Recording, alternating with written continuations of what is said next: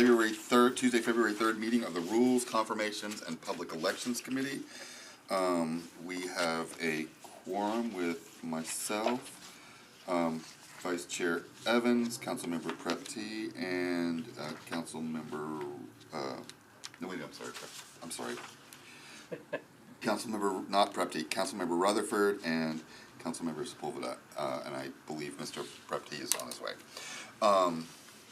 All right, at this point, we do not have any one sign up for public comment, so we will move right into our agenda.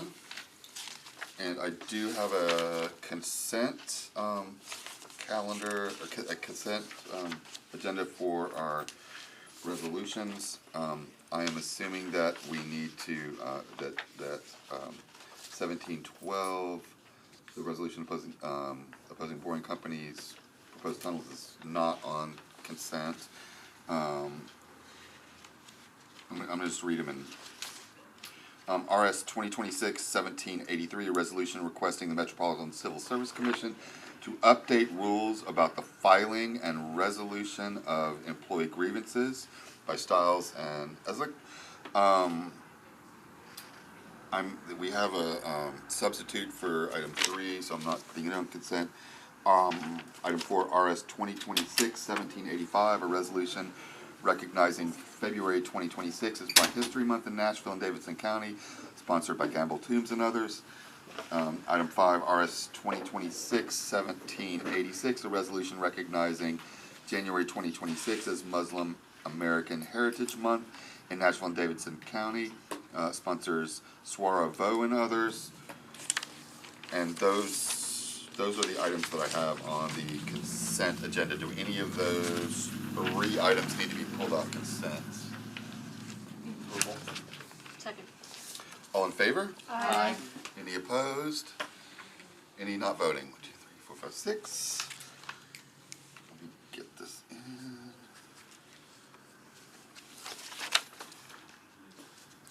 All right, so let's go back to RS 2025-1712, a resolution opposing the boring company's proposed tunnels within Nashville and Davidson County, condemning the company's lack of transparency, inadequate community and Metropolitan Council engagement, and troubling labor and safety practices, affirming that public land and public infrastructure decisions must prioritize the welfare, safety, and express needs of Nashville residents, and reiterating the Metropolitan Council's commitment to real, equitable, community-driven transit solutions. Can I get a motion? Second. All right, thank you. This is one that we have deferred twice. And does anybody want to speak? Yes. Yes, Councilmember Toombs. So, Chair, to my understanding, there is a meeting with the boring company that's in the works. And so I think it would be appropriate to defer this again to have the opportunity for that meeting. Are you giving the 2 fingers because you want to speak? Okay. Defer to me. So I move a 2-meeting deferral. To be clear, the meeting, I believe, is on February 19th. Yes. Is that correct? Yes. Which is a day or a few days after our next meeting, right? So 2-meeting deferral. Any discussion, or did we get a second? Second. Any discussion? All right. All in favor of a 2-meeting deferral for RS 2025-1712? Aye. Aye. Aye. Any nays? Any not voting? All right.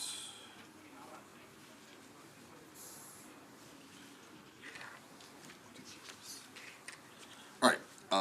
And then we have resolution 2026-1784, a resolution recognizing metropolitan government employees for extraordinary efforts during inclement weather in January 2026 by Alan Welch and others. Move approval. Second. All right. We have a substitute by Councilmember Allen, the lead sponsor of the original.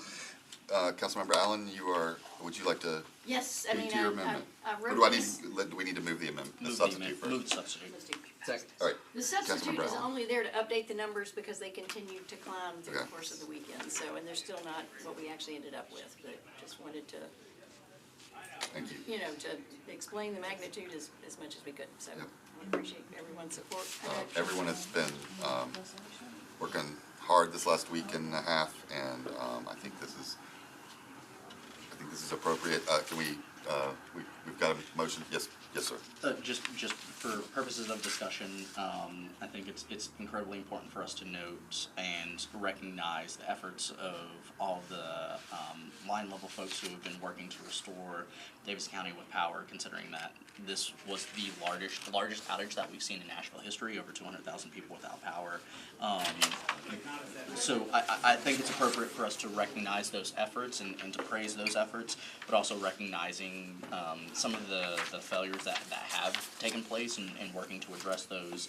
But I view those as issues that are, one, separate but also related. But I think it is definitely appropriate for us to thank the folks who have been working, who have spent time away from friends and family to get us back to normal, but also for us to be mindful and continue working to address those systemic failures and moving forward and working to address those and providing fixes so that we have institutional fixes that reflect the will of the citizens of Davidson County, and ensuring that we're moving forward in a way that prevents similar scenarios from happening in the future. So very supportive of this legislation. Appreciate you bringing it, Councilmember Allen, but definitely wanted to give voice to the fact that there are failures that have taken place and that we will continue working to address those.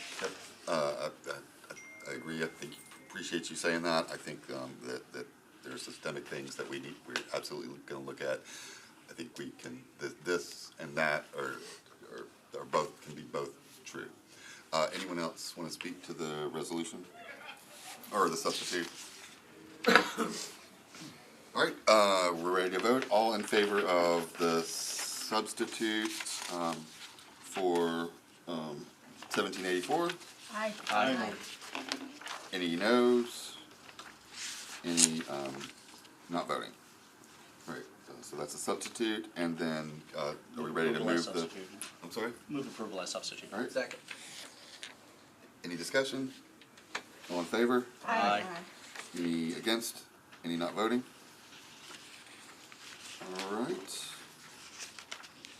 Thank you. All right, now we are to our board and, yes, ma'am. Chair, Yes. sorry, can I move to reconsider RS 2026-1783? Second. Wait, 17.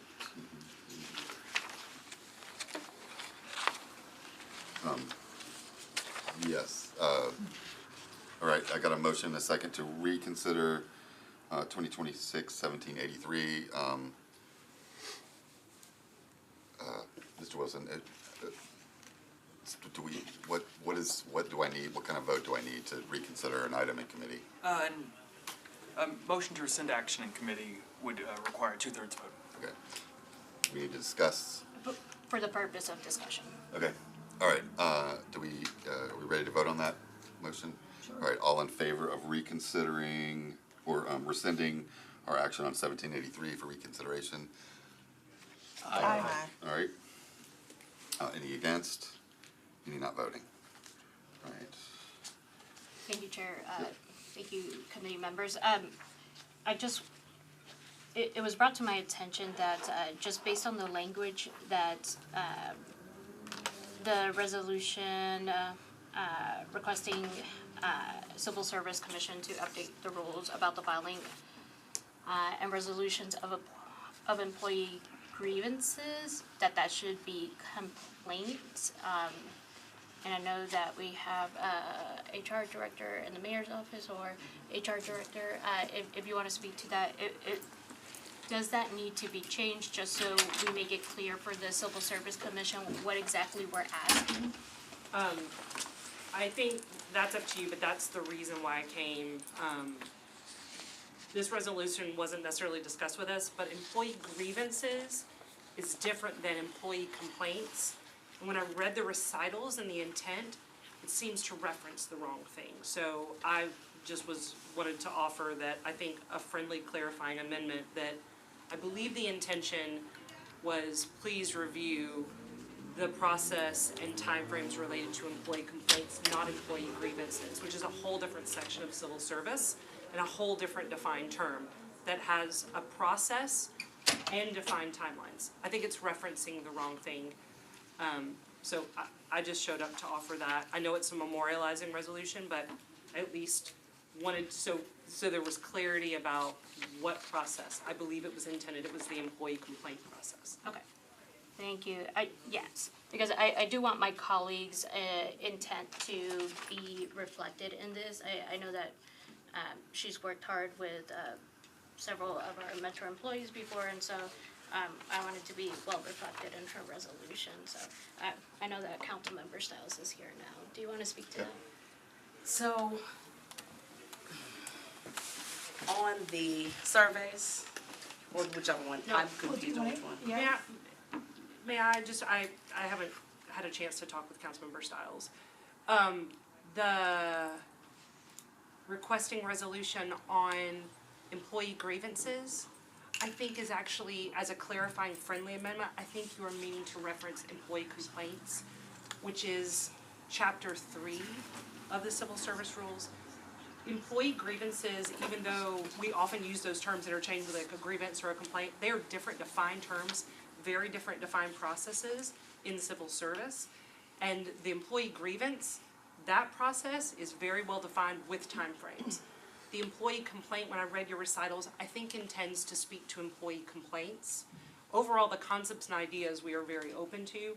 I just want to make sure we're referencing the right thing and not causing any confusion as to what you want studied. That's it. I want to make sure, could you please, for the public, identify yourself? Yes, I'm Shannon Hall, I'm the Metro HR Director. Thank you. Councilmember Stiles. Thank you, Chair. So, I think what I'll say in a nutshell overall, and then if anything needs to be amended, I'm fine with that. At the end of the day, the intention of this resolution is to make sure that when people have a complaint, grievance, I don't care what you want to call it, that there is a trail, that they have submitted it, it's been received by someone in HR, and they have a reasonable amount of expectation on when they'll hear from somebody. So if it's very clearly laid out in one section, it needs to be the very same. And there needs to be a button on every department's website that says, I want to file a complaint, a grievance, or whatever you want to call it. And they can click that button, they can receive a receipt, and they can follow up. Because it was nonsense during this whole DEC mess that everything was, we don't have anything current on file, and then an email would be presented to me saying, here's where I emailed you or someone else in an department. We can get rid of that if we're on the same page for one process. So however that language needs to be amended, I'm happy to do that. But I want a button on every page so people can report things adequately. That's it. So if you have a suggestion, I'd be willing to defer it one meeting. I don't even think. Wait. Look, we're in a committee meeting, and I am happy to recognize folks, but I don't want us to get, it sounds like there's a discussion that needs to happen. And so I think it's proper, I think I saw Councilmember Druffel first. Yes, sir. I recommend we defer it for one meeting to clarify the language. Is that okay? Yep, I'm fine with that. There's a motion and a second to defer for one meeting, to defer 1783 for one meeting. Oh wait, we have to reconsider first, don't we? That We motion. did that, right? Right. Is there any discussion on the motion to defer one meeting? All right, all in favor? Aye. Any opposed? Any not voting? All right, we have deferred RS 2026-1783 for one meeting. Thank you. All right, so we are now going to the rule of the Board and Commission appointees and nominees. I understand Shalon Haji is reappointment to the Action Commission for a term expiring February 2nd, 2029, and my understanding is that we need to defer this one meeting. Yes. All right, can I get a motion? So moved. Second. All right, all in favor of deferring this, interview for one meeting? Aye. Any, against? Any not voting? And so 8-0, we have deferred, that appointment for one meeting. All right, for the, item 7 is the Contract and Compliance Board appointment of Marcus Booth for a term expiring September 3rd, 2026. Mr. Booth, I know he's here. Come on up, Mr. Booth. To all the nominees who are here for interviews, I do want to note that we have parking validations, passes, if you need that, and we have WeGo cards. You do not have to, that have $10, you do not have to use this WeGo card tonight, but you have to promise to use it. And those are there if I forget to ask if you want one. All right, Mr. Booth, this is an appointment, so you have not served on the Contract and Compliance Board yet. Tell us about yourself and your interest in the Contract and Compliance Board, why it's a good fit for you. First off, I want to serve my community. I recently become a leader in my union. I belong to the IBEW Local 429. I'm actually assistant business manager there. And I've gotten more involved in the labor movement itself. I sit on the Building Trades Committee, and I try to participate in Central Labor Council meetings and the AFL-CIO things. And I'm just looking to serve the community, that's all, with my experience and whatnot. Okay, committee members, any questions for Mr. Booth? Mr. Booth, thank you for your willingness to serve. I currently serve on this board as well, so I know that we've been trying to fill this vacancy for some time. Just a couple of questions regarding your experience. You say that you are a journeyman and that you have experience, that you're a wireman. Can you elaborate on that just a little bit? Inside wiremen are construction electricians that do everything from the power pole into the building, mostly in large industrial facilities such as power plants, car plants, food plants, things of that nature. So we are still in the process of getting all of the processes of making all of our work sites safe. So you are coming at the beginning. If you were to be approved by this council, we still have a lot of work to do. We still have to put inspectors on the ground. We still have to create a process to trigger what would require an inspection,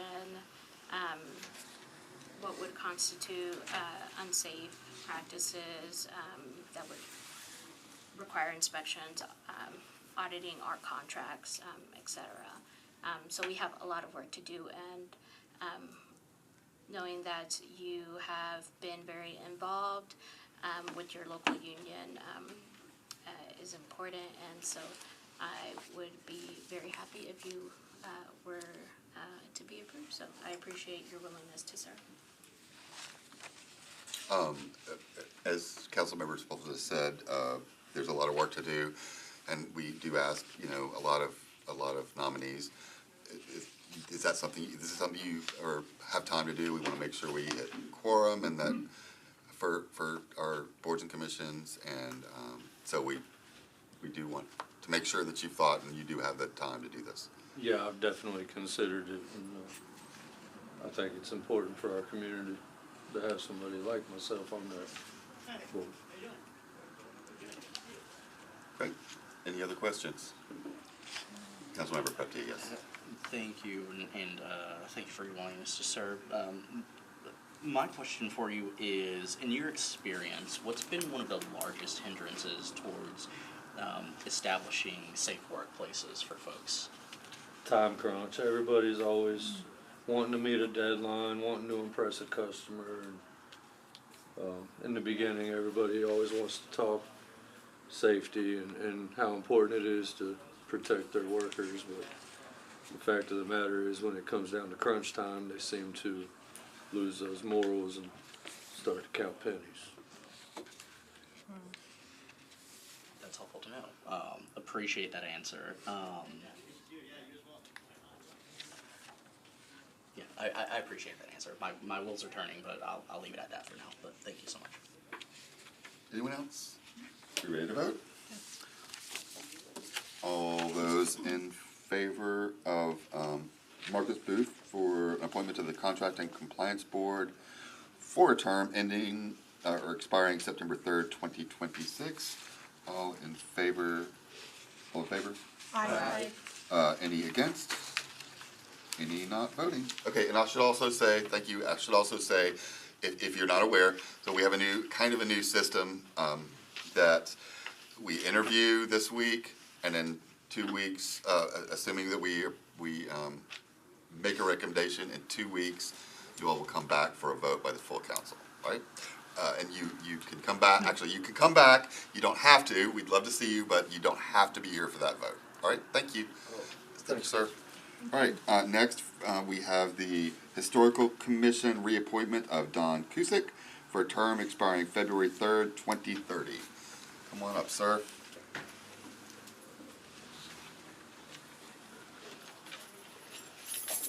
All right, like I asked Mr. Booth, this is a reappointment, so you've been on this commission.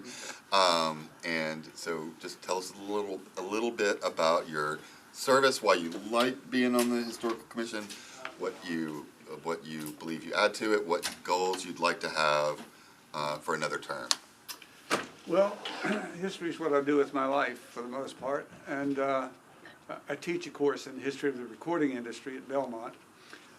And when I joined under Mayor Dean, there was nobody on that commission who was connected to the music industry. And so I have been the connection to the music industry, and that's involved, well, most directly putting up historical markers, as well as normal business of the commission. So I like it. It's what I do with my life in the spare time as well as in the regular time, and would love to continue. Sounds good. Committee members? Yes. Thank you, Mr. Chair, and thank you for being here, Dr. Cusick, and for your willingness to continue serving. I'm curious to get your thoughts on, as it relates to historic protections here in Nashville and Davidson County. In my view and in my opinion, traditionally historic protections have by and large been implemented in relatively, for lack of a better phrase, monochromatic neighborhoods, as opposed to more ethnically and racially diverse neighborhoods. Even though our racial and ethnically diverse neighborhoods do have a significant historical tie to the story of Nashville. And so I'm curious as to how, or curious as to your thoughts on the way that historic protections have been implemented up to this point, and your view on whether or not, or let me rephrase, your view on how to more equitably implement those historic protections across populations that haven't necessarily always enjoyed those protections, if that makes sense. Councilmember Pertique, I just want to make sure, Mr. Cusick is here for the Historical Commission, Yes. not the zoning. You're still, Yes. your question stands. Yes, I'm sorry, go ahead. But still, Yeah, same question. I know what you're saying, and there's been a big push of recognition for the Jefferson Street. Well, I was going to say buildings as that neighborhood and people connected with it. I mean, that's an important part of Nashville's musical history. rhythm and blues as well as black gospel. So we have done that, but a lot of it is instigated privately. And we're kind of, we wait for things to come up rather than initiating them to come up sometimes. But I think that's one of the challenges that we have, is making people aware of how important the R&B foundation has in our music, as well as the black gospel. Thank you. Any other, yes, Councilmember? Thank you, and thank you for your willingness to serve. I really do appreciate the diversity in your scope of historical knowledge, and since you bring up such a wealth of background in that I'm reading here in your country music knowledge, I do want to just put a bug in your ear about Manuel Cuevas, you know, the fashion designer who has designed so much, you know, garments for Country bling. yeah, for like Johnny Cash, some of the greats, right? And he is up there in age, and He's in his 90s. yes, and so we don't know how long we'll have him. So I'm gonna put a bug in your ear, because we don't have Latino and Mexican people who have been so influential in country music, especially here in Tennessee, like he has. So just something to keep in mind for Well, them. I'll bring it up at the next meeting. Any others? Mr. Chair. Oh, I'm sorry, yes, no, you're Vice good. Chair Evans. So I had a church in my area who determined that they had a pretty significant historical school. It was a Rosenwald school. And there's not that many in Tennessee, and so they're kind of working through, like, they've had conversations with the state and the federal government about the building, and anyway, it's kind of like a situation where there's definitely some development pressure in a dwindling congregation. And so one of the things that I've kind of informally talked to them about is trying to do a historical marker specific to the school. So what recommendation would you give to a novice? I've never gone through the process. I've never helped anybody go through the process. What guidance would you give me as a Well, newbie? put it in writing, and Scarlett Miles is running the office now. And that sets things in motion. They will, and the staff will generally do the historical research that goes into that, and see how that shakes out. Again, you know, the government doesn't support, let's call it the arts, like other countries do. And so consequently, it's up to private members of that church or private investors or whatever to do something. And of course, when businessmen look at something, they want revenue producing things, and a church like that doesn't. So, but it, you know, there's a whole form you fill out for that historical recognition. Thank you. Anyone else? All right, all in favor of the Historical Commission reappointment of Don Cusick for a term expiring February 3rd, 2030? All in favor, say aye. Aye. Any opposed? Any not voting? Thank you, sir. Don't forget, you got some choices up here about transit, or transportation. All right, next, the Historical Commission reappointment of Laura Roast for a term expiring January 29th, 2030. That sounds so far off.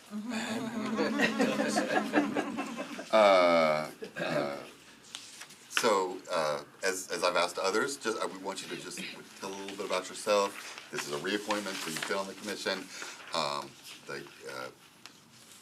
So you can share what for a reappointment, what kind of goals you have, or and also I'm kind of interested in, like, there was a change. We passed legislation that made a change earlier in the year, and so I think there's some transition elements with that. So I'm curious to hear a little bit about that and what kind of work is left to do to make that transition. Is it mainly just affecting the Historic Zoning Commission, or are there transitions that you all need to make as well? Sure. I'll start at the beginning, well, the first question. I actually first started working at the Historical Commission in the late 70s as an intern, and then have worked there off and on, and then I worked there actually originally under Madine Eberling and then Ann Roberts, and then quit and then became a commissioner, and then resigned from the commission to become a staffer again, and then resigned again, and then later became a member of the foundation, and now I'm back on the commission. So it's hard to answer that very quickly. But the second question, it's actually kind of all, I think, settled down. I think the Historical Commission, of course, remains at Sunnyside and has the slightly larger staff, kind of less visible. Like it's not as showy to do a marker as it is to do a new neighborhood overlay. So I think a lot of people had some confusion about which commission did which. But so as a practical matter, it's kind of, the dust has settled, I think. Historic zoning is in the planning department now and is physically located there. So I think it probably, the change probably has affected the staff more, just as a colleagues are not in the building anymore. But as far as the work part, it was never really the same anyway. So, I mean, they did different things. As a staffer in the old days, I tended to do some of each. I was mainly responding to sub-area plan, as we called it at the time, things that were happening in the sub-areas. If there were any historic resources in that, we would respond accordingly and say, watch out for this, this, and this. And then we did surveys periodically. But I also did some historic zoning house calls, which were, you have to go in and tell somebody they can't do what they want to do with their house, so that's less pleasant. But those were the old days. That was like 30 years ago. It has been pretty split all along. I mean, since then, as people, I mean, they have much higher degrees and that kind of thing than I had, for sure. So I think it's kind of settled down. Okay. So yeah. And just quickly, if I can, like, do I remember correctly, the Historical Commission is a 15-member commission? Is that right? Yes. Yes. And I'm just curious, and I'm asking other commissions about this, like quorum issues. So y'all always have a quorum? Only yesterday because of the weather.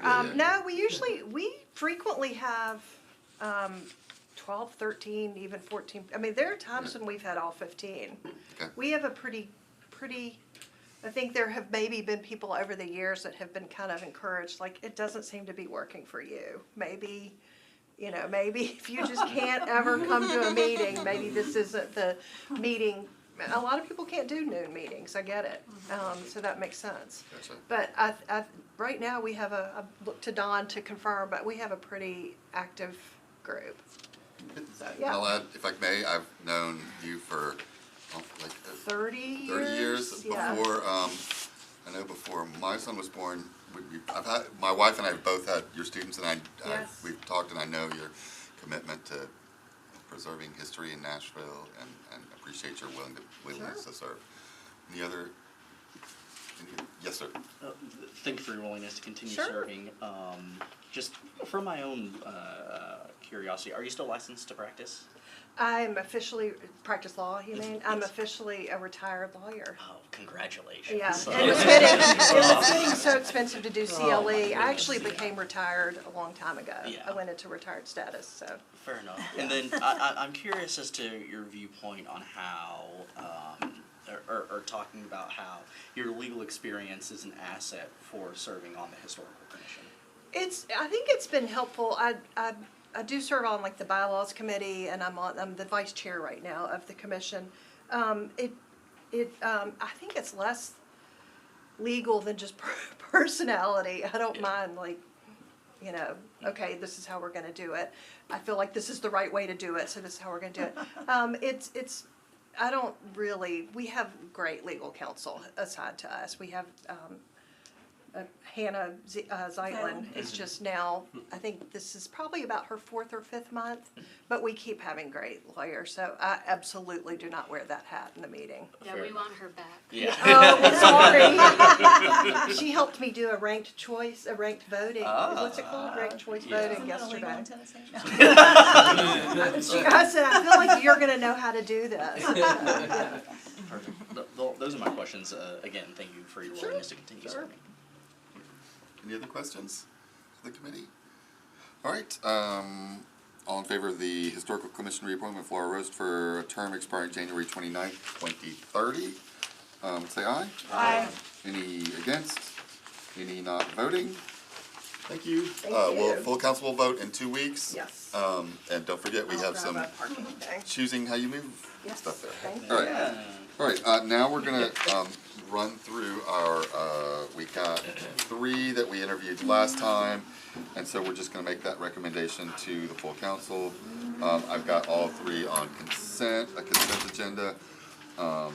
It is the Civil Service Commission appointment of Quan Poole for a term expiring March 31st, 2030. For the Greenway and Open Space Commission, the reappointment of Maury Hill for a term expiring February 11th, 2029, and for the Transportation Licensing Commission, the reappointment of Ann Butterworth for a term expiring January 31st, 2028. Can I get a motion? Second. All in favor? Aye. Any against? Any not voting?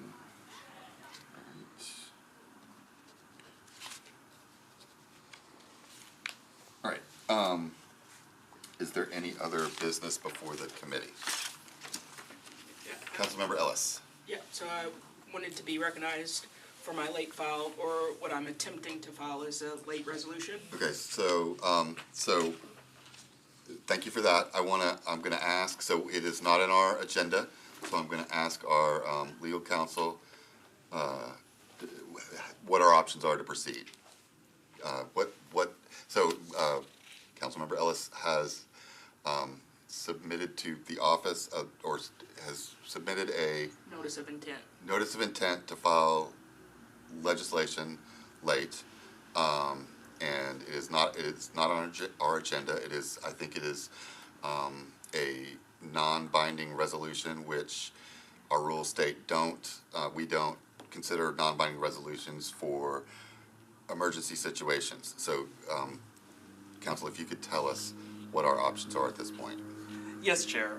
As you said, Rule 13.4 is straightforward on this. Non-binding resolutions submitted after the prescribed deadlines are not eligible to be considered on an emergency basis. A draft of this resolution was, if I agree that, or if I understand, this is the one that was sent to the clerk's office over the weekend. It was not timely filed, and by rule, it cannot be considered by council. It was not placed on the agenda tonight. Any action outside of these rules would require a suspension from this committee to consider any legislation that's outside of the rules. Yes. Yeah. Thank you.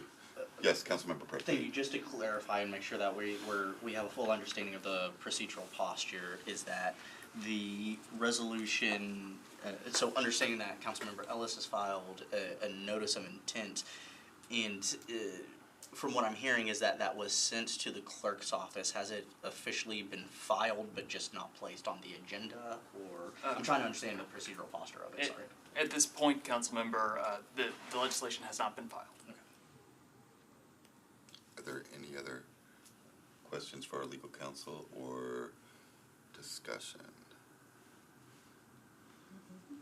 All right, Councilmember Ellis, it is not on our agenda, and I'm not able to allow you to address a late filed amendment that's not on our agenda without a suspension of the rules. I know that we've had a lot going on in this last week or two, and that my understanding is that it relates to your resolution, late file resolution relates to the activities that have been going on, and I want to say that I have recognized that you have made an influence on the topic of the resolution, which is looking at and studying through committee meetings, what's been going on with our ice storm and the response to it. And I do want to acknowledge that you have made an impact on that, and I believe that the resolution is there are things that are coming to fruition relating to that resolution that I think you have had an impact on. But I'm not able to entertain a late filed resolution. Yes, sir. If I could ask, just for clarification purposes, what would the process be for suspending the rules in committee? I mean, it's something we see more frequently on the floor. I think the rule is the same. So it's the number of people who object, but I have to have a motion to suspend the rules by a committee member, and then we would see how many objections there are. Is that correct? That's correct, Chair. Okay. Having no motion on the floor, having no motion by the committee members, we have to move on. If I could state just very briefly, Yes. Because again, I very much appreciating the work that Councilmember Ellis has been doing in filing. I have not had an opportunity to review the language of the resolution, which for me is the reason why I don't feel comfortable moving to suspend the rules, because I just want to make sure that we're able to view exactly what it is that we would be voting on. Well, and I will say we'd be voting on the late filed nature of it, but yes. All right, yes. I was just Vice Chair. gonna, it's kind of unrelated, it's connected but not directly related to the resolution. So I feel like there's been, we kind of exposed maybe a challenge in our rules in that, you know, we had this situation occur that affected everybody, but we didn't have the capacity to do any kind of late filed anything because of the timing, because of how our rule is written. I have submitted a request to Director Wilson to look, and I sent him some language that he'll react to, and so hopefully will be kind of a modification of our rule that we'll have on our agenda next meeting to then, you know, potentially consider at the subsequent meeting that hopefully will address it, because it feels a little awkward for people that want to have conversation about what's occurred to not have the ability to do that because of how our rule is written. So I just want to point that out, that I'm sensitive to what you were trying to do. All right, thank you, Councilmember. And to the committee, I want to say one more thing real quick, if I may. I get every year, and we have 2 reports that the clerk compiles for us about our committee, about our boards and commissions, demographic and other data. There's one that is kind of broad about the overall, some overall data about the boards and commissions, and some, and then there's another one that kind of goes through all the boards and commissions. And I do want us to, at some point, look at that. I'm going to make sure I have a draft email in my email that I'm going to have staff send to you, and links to those so we can look at it. And at some point soon, we will discuss that. Note that the one that has all the boards and commissions and data also has data on the vacancies, and I want to talk about those as well if the committee would like to. So I'll look for that email. Yes, ma'am. Chair, to that note, I do want to point out that us as council members have a bigger responsibility now than we did in the past, in that we appoint more commissioners than we did before. Back in the day, the mayor's office held a much higher responsibility. So when we are talking about diverse voices from different parts of town, different specialties, etc. Ages. Exactly, we do hold a bigger responsibility now. Thank you, I appreciate that. How do we get there? How do we That's All right, we are adjourned. Thank you. I don't know who to know.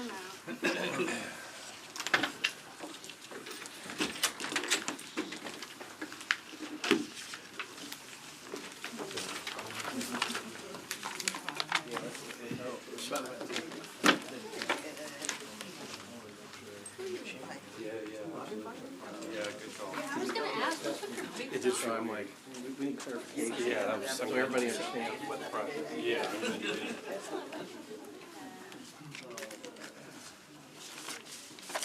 All right, I gotta look at it. I think I did better today, but I always am